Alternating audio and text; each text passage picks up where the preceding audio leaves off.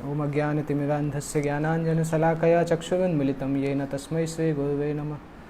श्रीचैतन्यमनोभीष्टं स्थापितं येन भूतले स्वयं रूपकदा मह्यं ददाति स्वपदान्तिकं। नमो विष्णुपादाय कृष्णपृष्ठाय भूतले श्रीमते भक्तिवेदान्तस्वामिनिति नामिने। नमस्ते सारस्वते देवे गौरवाणी प्रचारिणे निर्विशेषशून्यवादी पाश्चात्यदेशतारिणे। श्री कृष्ण चैतन्य प्रभु नित्यानंद श्री अद्वैत गदाधर श्रीवासादि गौर भक्तवृंद। हरे कृष्ण कृष्ण कृष्ण हरे हरे, हरे राम राम राम हरे हरे। हरे कृष्णा। लास्ट वीक हमने जो क्लास किया था उसमें दूसरे अध्याय का 14वें श्लोक तक हमने देखा था, और इस मंडे को कुछ कारणों से हम क्लास नहीं कर पाए। आज हम सेकंड चैप्टर टेक्स्ट 15 नंबर श्लोक से चालू करेंगे।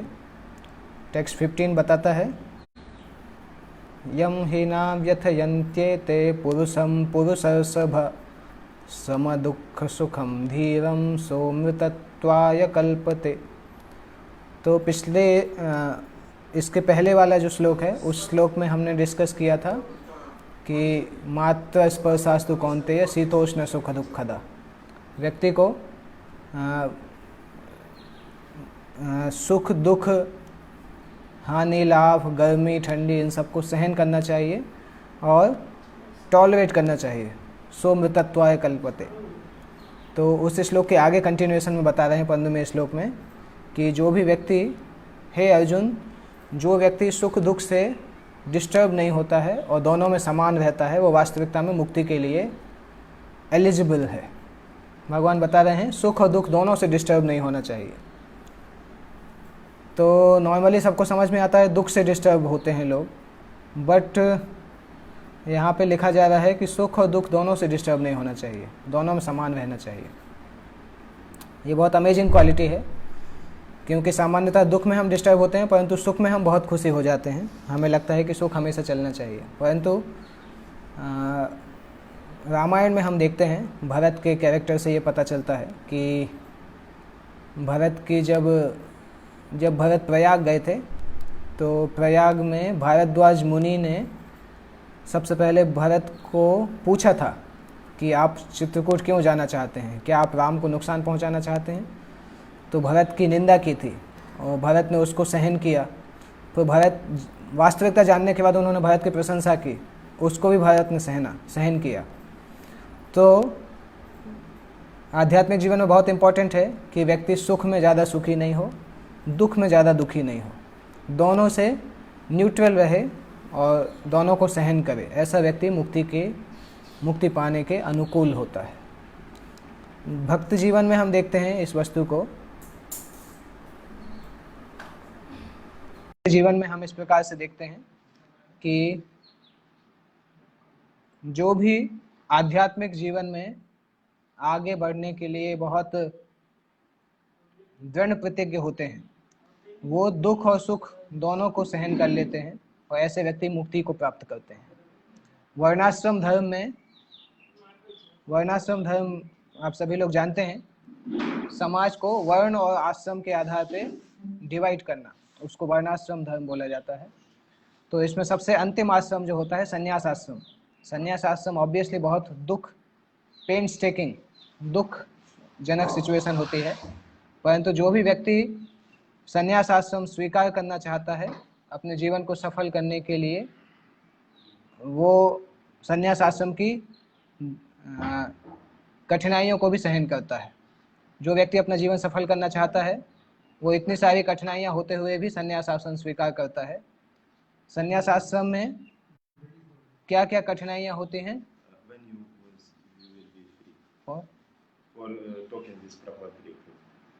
I am giving class.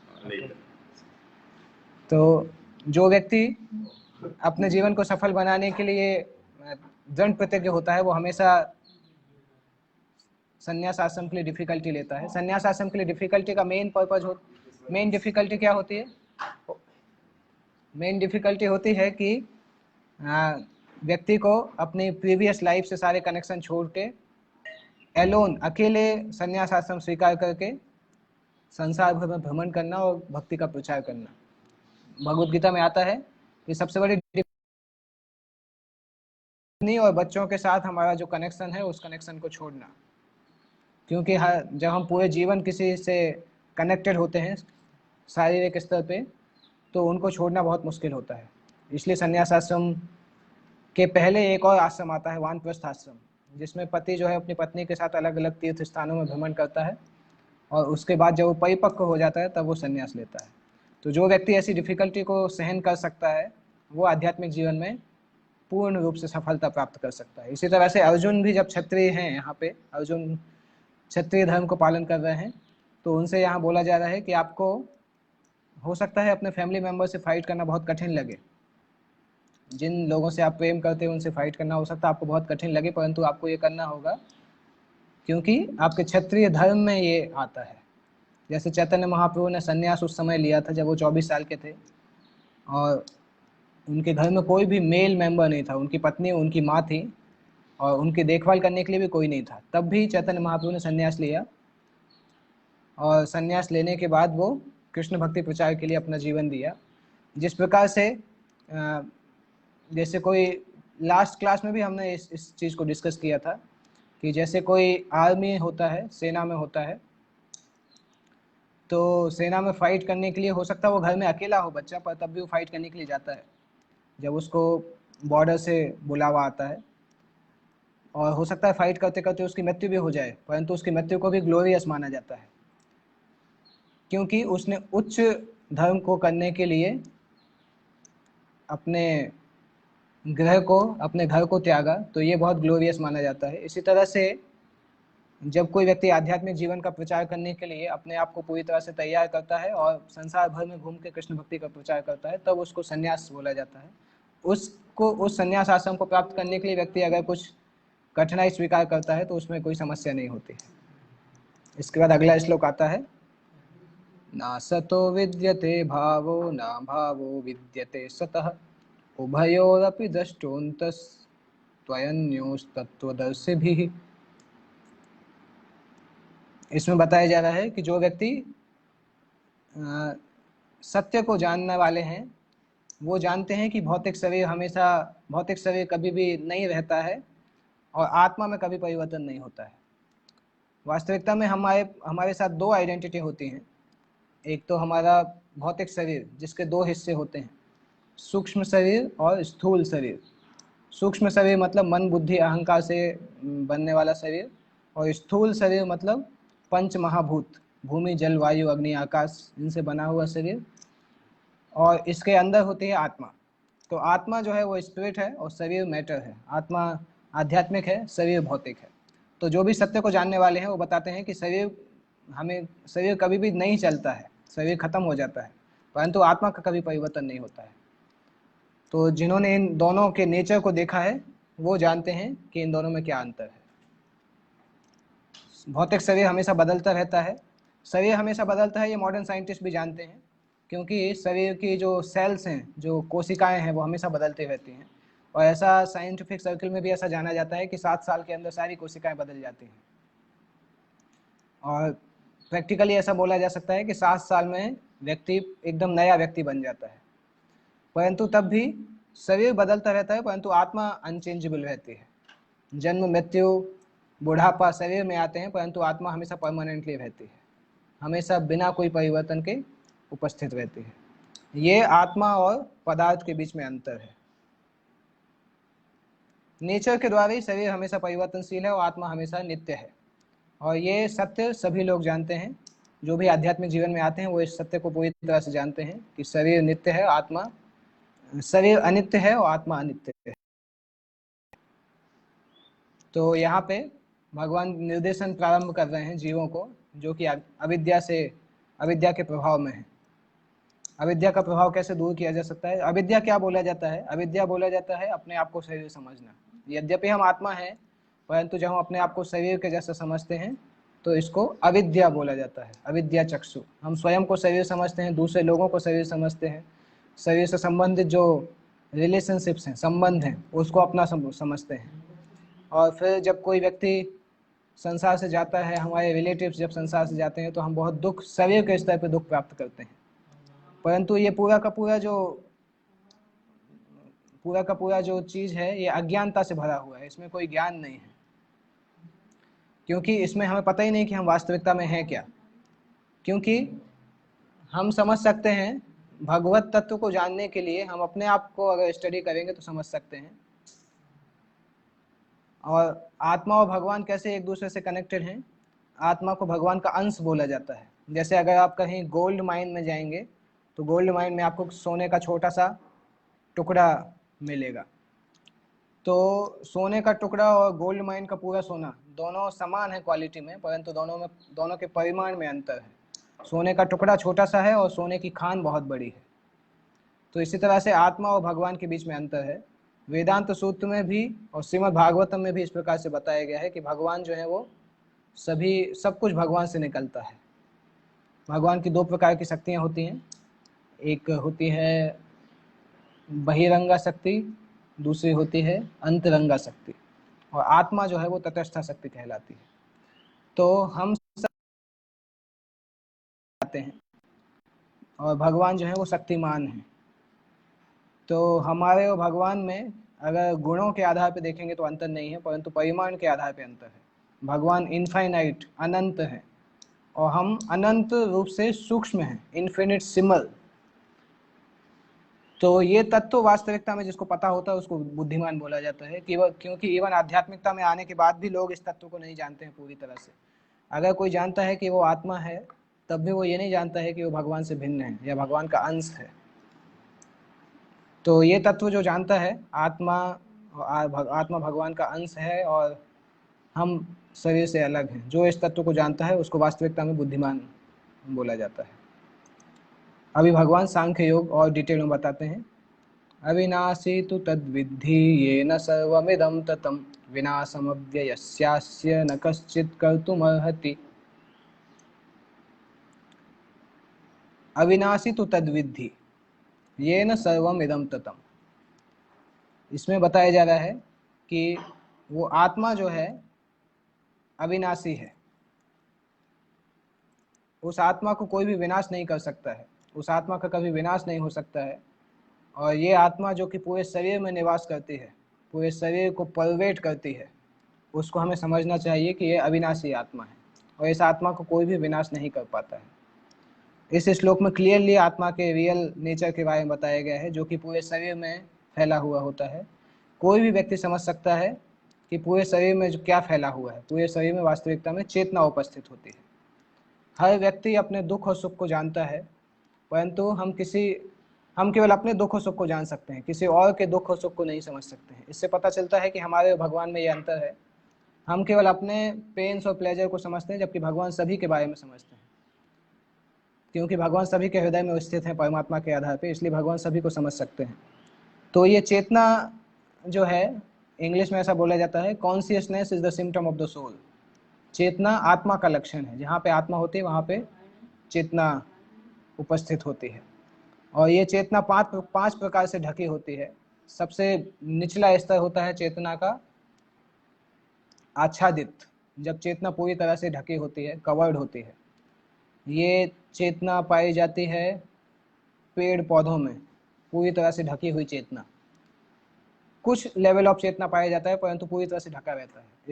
इसके ऊपर होती है संकुचित चेतना, मतलब पशुओं में चेतना पाई जाती है। पशुओं में थिंकिंग, फीलिंग, विलिंग पाई जाती है, परंतु चेतना उतनी ज़्यादा विकसित नहीं होती है। उसको बोला जाता है संकुचित चेतना। उसके बाद होती है मुकुलित चेतना। मुकुलित चेतना मतलब सामान्य मनुष्य जीवन में जो चेतना पाई जाती है वो मुकुलित चेतना पाई जाती है। और विकसित चेतना कहलाती है जब कोई व्यक्ति आध्यात्मिक जीवन प्रारंभ करता है। और पूर्ण विकसित चेतना मतलब जब कोई व्यक्ति शुद्ध भक्ति को प्राप्त हो जाता है और मुक्ति को प्राप्त हो जाता है, तब उसको पूर्ण विकसित चेतना बोली जाती है। तो जहाँ भी चेतना है वहाँ पे हम समझ सकते हैं कि आत्मा उपस्थित है। तो आत्मा की उपस्थिति इंडिविजुअल चेतना से पहचानी जा सकती है।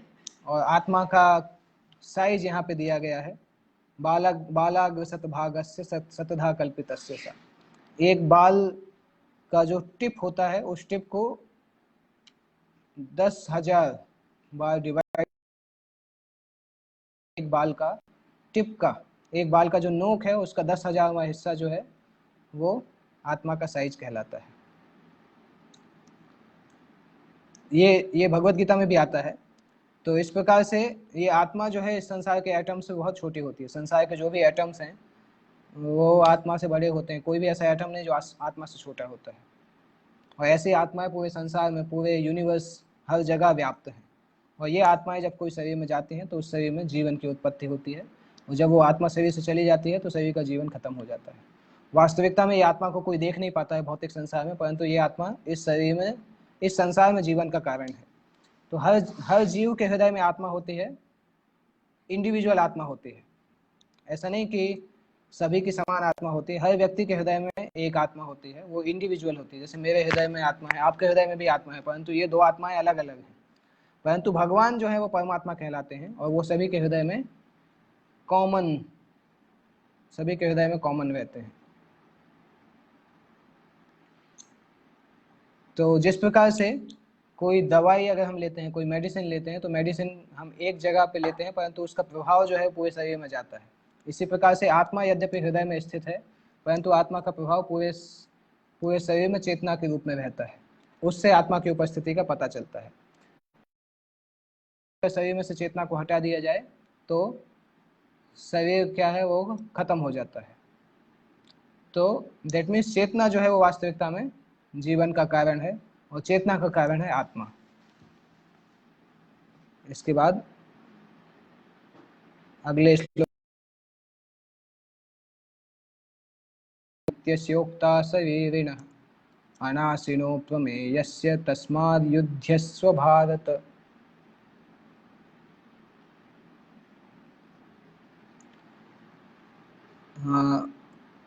अंतवंत इमे देहा, ये शरीर हमेशा अंतवंत है, मतलब इस शरीर डिस्ट्रॉय होने के लिए है, इस शरीर का विनाश हो जाएगा।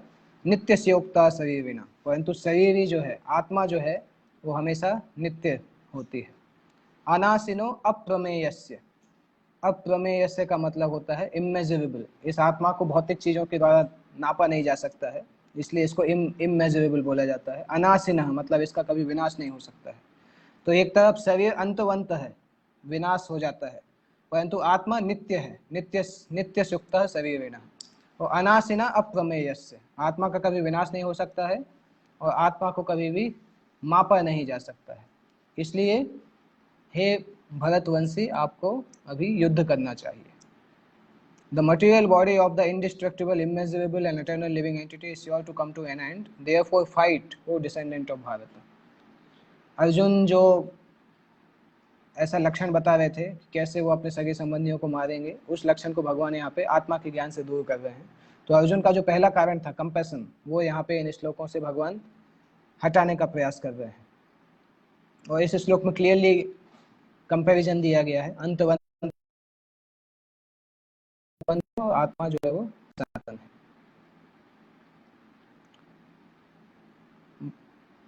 बाई नेचर भौतिक शरीर विनाशवान है, वो तो उसका तुरंत विनाश हो सकता है या 100 साल बाद विनाश हो सकता है। केवल time, this is the question of time only. शरीर का कभी विनाश हो सकता है, कभी भी शरीर ऐसा नहीं होगा कि अनंत समय तक चलता रहेगा। परंतु आत्मा इतनी सूक्ष्म है कि आत्मा को कोई नहीं मार सकता है, कोई देख भी नहीं सकता, तो मारेगा कैसे? संसार में कोई ऐसा भौतिक एपरेटस नहीं है जिसके द्वारा आत्मा को देखा जा सके, तो आत्मा को कोई मारा नहीं जा सकता है। जैसे कि पिछले श्लोक में बताया गया है कि आत्मा इतनी छोटी है कि किसी को पता नहीं है कि आत्मा को कैसे मापा जाता है। तो दोनों व्यू पॉइंट से कोई कारण नहीं है दुख का, क्योंकि आत्मा को मारा नहीं जा सकता है और भौतिक शरीर को बचाया नहीं जा सकता है, परमानेंटली भौतिक शरीर को बचाया नहीं जा सकता है। और आत्मा कैसे इस शरीर को धारण करती है? हर जीवन में आत्मा जो कार्य करती है उसके आधार पर उसका अंतिम विचार उसके मन में आता है, उसके आधार पर उसको अगला शरीर मिलता है, और उस शरीर में वो जिस प्रकार से कार्य करता है उससे उसको अगला शरीर प्राप्त होता है। इसलिए धार्मिक सिद्धांतों का पालन करना चाहिए। वेदांत सूत्र में बताया गया है कि आत्मा को एक लाइट के जैसा बताया गया है, क्योंकि आत्मा भगवान का अंश है। जिस प्रकार से सूर्य की लाइट पूरे संसार को प्रकाशित करती है, उसी तरीके से आत्मा जो है वो पूरे भौतिक शरीर को मेंटेन करती है। जैसे ही आत्मा भौतिक शरीर से बाहर जाती है, भौतिक शरीर डिकम्पोज होने लगता है। ये बात 70-80 साल तक चलता है, परंतु आत्मा शरीर से निकलती है तो शरीर अपने आप डिकम्पोज होने लगता है। उसको फिर प्रोटेक्ट करने के लिए उसको ठंडे एटमॉस्फेयर में रखना पड़ता है, नहीं तो शरीर डिकम्पोज होने लगता है।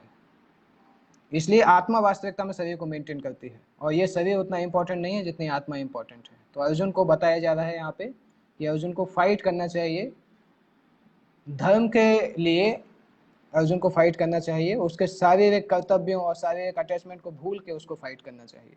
केवल शारीरिक चीज़ों को नहीं सोचना चाहिए, उसके लिए धर्म के प्रति युद्ध, धर्म के लिए युद्ध करना अर्जुन के लिए ज़्यादा बड़ा कार्य है। इसके बाद नेक्स्ट श्लोक में आता है, य एनं वेत्ति हन्तारं यश्चैनं मन्यते हतम् उभौ तौ न विजानीतो नायं हन्ति न हन्यते। जो लोग ये जानते हैं कि आत्मा को मारा जा सकता है और जो लोग ये जानते हैं कि आत्मा मर सकती है, वो दोनों ही नहीं जानते हैं वास्तविकता में, क्योंकि आत्मा को ना तो मारा जा सकता है और ना आत्मा किसी को मार सकता है। तो जो लोग ऐसा सोचते हैं कि आत्मा को मारा जा सकता है, आत्मा किसी को मारता है, दोनों अज्ञानता में है, क्योंकि आत्मा ना तो मारता है न मरता है। क्योंकि आत्मा अगर दिखाई नहीं देता तो मारेंगे कैसे? जब हम किसी को मारते हैं तो वास्तविकता में उसका शरीर मरता है, उसकी आत्मा नहीं मरती है। आत्मा को कोई भी भौतिक वस्तु से नहीं मारा जा सकता है, कोई आध्यात्मिक वेपन से भी नहीं मारा जा सकता है। तो जब हम किसी को मारते हैं तो वास्तविकता में जो मरता है वो केवल शरीर मरता है, परंतु इससे ये लाइसेंस नहीं मिलता है कि हम सोचें कि अभी आत्मा तो मरती नहीं तो सबको मारते रहें। इससे मर्डर को लाइसेंस नहीं मिलता है, क्योंकि शरीर को मारना भी अपने आप में बहुत बड़ा पाप कहलाता है। केवल धर्म के लिए अगर भगवान के आदेश के आधार पर हमें युद्ध करना हो तभी हमें ये अनुमति होती है, नहीं तो ये अनुमति नहीं होती है कि हम शरीर को भी मारें। कभी कभी कुछ आतंकवादी इस प्रकार से बताते हैं कि शरीर को, आत्मा तो अविनाशी है इसलिए शरीर को मार दो। ये वास्तविक चीज़ नहीं है। बहुत सारे लोग भगवद गीता के इस श्लोक को कोट भी करते हैं। ये श्लोक हिंसा को बढ़ावा नहीं देता है, क्योंकि शरीर को मारना भी अपने आप में एक पाप का कार्य है, और केवल भगवान की आज्ञा से या धर्म की उत्पत्ति के लिए, धर्म को बचाने के लिए अगर हमें किसी को मारना पड़े तो वो वैलिड है, अन्यथा उसको हमेशा व्यक्ति को पाप मिलता है। और जीव नहीं मरता है ऐसा सोच के हम ये भी नहीं बोल सकते कि पशुओं को लगातार मारा जाए, क्योंकि किसी भी बॉडी को बिना अथॉरिटी के मारना एबोमिनेबल माना जाता है, और भगवान के द्वारा भी दंड मिलता है, सरकार के द्वारा भी दंड मिलता है। परंतु अर्जुन को यहाँ पे स्पेसिफिकली भगवान धर्म के सिद्धांतों के पालन करने के लिए बोल रहे हैं, उसके लिए मारने के लिए बोल रहे हैं। इसके बाद 20वें श्लोक में भगवान बताएंगे कि आत्मा के बारे में और बता रहे हैं, न जायते म्रियते व कदाचिन्नायं भूत्वा भविता वा न भूयः अजो नित्यः शाश्वतोऽयं पुराणो न हन्यते हन्यमाने शरीरे। न जायते म्रियते व कदाचिन, कभी भी आत्मा का जन्म नहीं होता है, कभी भी आत्मा का मरण नहीं होता है। नायम भूत्वा भविता वा न भूया, कभी भी ऐसा नहीं हुआ था कि आत्मा बनी थी, अभी भी ऐसा नहीं कि आत्मा अभी अभी आई है। न भूया, कभी ऐसा नहीं होगा कि आत्मा फिर से आएगी। अजह, अजह मतलब जिसका कभी जन्म नहीं होता है, कभी जन्म नहीं होता है। नित्य, नित्य मतलब आत्मा हमेशा नित्य होती है। शाश्वत, शाश्वत मतलब परमानेंट होती है। पुराण, पुराण मतलब बहुत पुरानी है, बहुत समय से आत्मा है उपस्थित। न हन्यते हन्यमाने शरीर, शरीर के मरने के बाद भी आत्मा की मृत्यु नहीं होती है। जिस प्रकार से शरीर में चेंज होते हैं उस प्रकार से आत्मा में कभी चेंज नहीं होते हैं, इसलिए आत्मा को कूटस्थ बोला जाता है। शरीर में 6 प्रकार के चेंजेस होते हैं। सबसे पहले शरीर जन्म लेता है, हम अपने माँ के शरीर से हमारा जन्म होता है, उसके बाद हम कुछ समय तक रहते हैं, फिर हमारा ग्रोथ होता है, शरीर का ग्रोथ होता है, उसके बाद फिर हम बाई प्रोडक्ट्स पैदा करते हैं, बच्चों का जन्म होता है, उसके बाद बुढ़ापा आता है, उसके बाद मृत्यु होती है।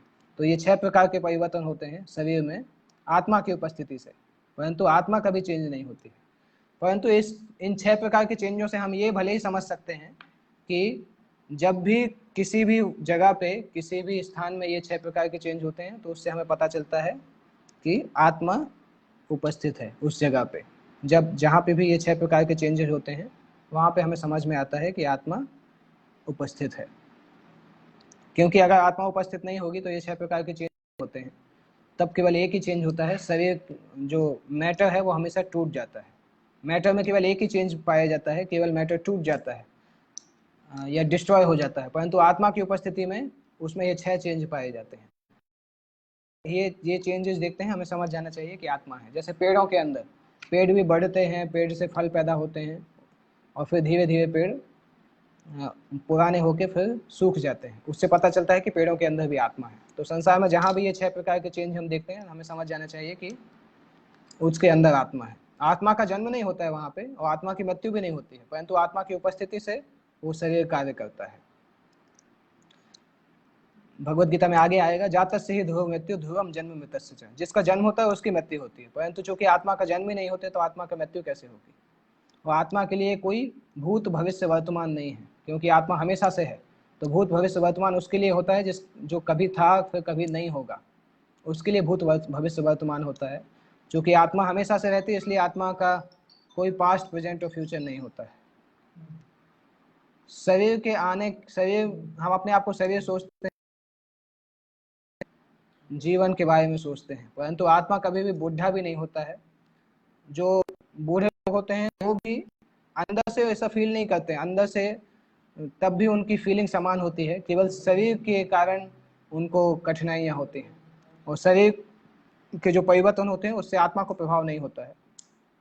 आत्मा कभी भी शरीर के जैसा डिस्ट्रॉय नहीं होता है। तो इस श्लोक में, और इसी तरह से एक और श्लोक आता है कथा उपनिषद में, न जायते म्रियते वा विपश्चिन्नायं कुटस्थं न बभूव कश्चित् अजो नित्यः शाश्वतोऽयं पुराणो न हन्यते हन्यमाने शरीरे। इसका मीनिंग इसी तरह से है जो कि इस श्लोक का मीनिंग है, सेम मीनिंग इसका आता है। और आत्मा के अंदर 3 गुण पाए जाते हैं, सत चित आनंद। सत मीन्स एटर्निटी, मतलब आत्मा हमेशा नित्य है। और चित मीन्स आत्मा को सारा नॉलेज है, आत्मा पूरी तरह से आनंदमय है, सारा आनंद है, सारा नॉलेज है, और आत्मा हमेशा नित्य है। हो सकता है आत्मा को कोई हृदय के अंदर नहीं पा सके। डॉक्टर लोग कई बार देखते भी हैं कि हार्ट ट्रांसप्लांट किया परंतु आत्मा नहीं मिलती है, तो लोग पूछते हैं हार्ट ट्रांसप्लांट करने से आत्मा कहाँ चली जाती है। उसका सिंपल आंसर है कि अगर हम बोलें कि अगर हमने कोई गाड़ी में ड्राइवर की सीट को बदला, तो ड्राइवर की सीट को बदलने का ये मतलब नहीं होता है कि ड्राइवर भी बदल जाएगा। तो हार्ट जो है वो आत्मा की सीट है, और हार्ट को बदल के हम दूसरा हार्ट ट्रांसप्लांट करते हैं तो आत्मा नहीं बदलती है, क्योंकि आत्मा तो भौतिक नहीं है, आत्मा तो आध्यात्मिक है। तो हार्ट के बदलने से आत्मा नहीं बदलती है। उसी तरह से जैसे ड्राइवर नहीं बदलता है सीट के बदलने से, और हार्ट जो है वो भौतिक है, आत्मा आध्यात्मिक है। तो आत्मा हमेशा हार्ट के अंदर होती है। भौतिक लोगों को वो नहीं दिखाई दे सकती है, परंतु आत्मा हमेशा हार्ट में उपस्थित होती है। जैसे कई बार हम सूरज को, बादल जब बहुत सारे होते हैं, अभी बरसात चल रही है तो बहुत सारे बादल होते हैं, तो हम सूरज को नहीं देख पाते हैं कई बार, परंतु उसका ये मतलब नहीं कि सूरज उपस्थित नहीं है, क्योंकि सूरज की भले ही बादल हो परंतु तब भी सूरज की लाइट रहती है, उस लाइट से हम समझ सकते हैं कि सूरज उपस्थित है।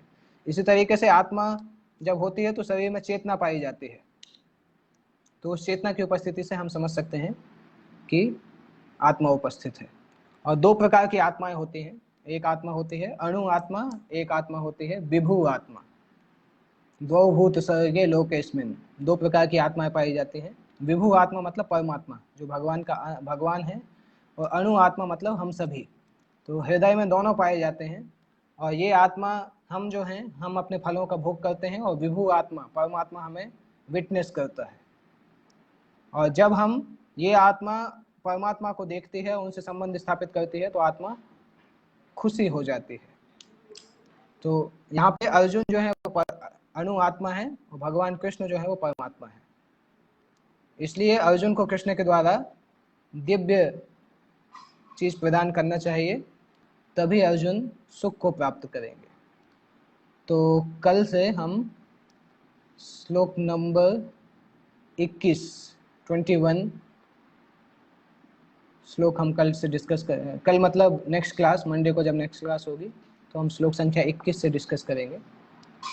और आप में से किसी को कोई प्रश्न है तो इसके चैट बॉक्स में कमेंट में लिख सकते हैं, उसको मैं रिप्लाई कर सकता हूँ। जब नेक्स्ट क्लास होगी तो उन क्वेश्चंस को हम देख सकते हैं, टॉपिक से रिलेटेड जो भी प्रश्न है। तो हम फिर से मंडे को मिलेंगे शाम को 7:30 बजे। ये सोमवार और गुरुवार 2 दिन क्लास हम कंटिन्यू करेंगे। श्रीमद् भगवद गीता यथारूप की जय। जगत गुरु शिल प्रभुपाद की जय।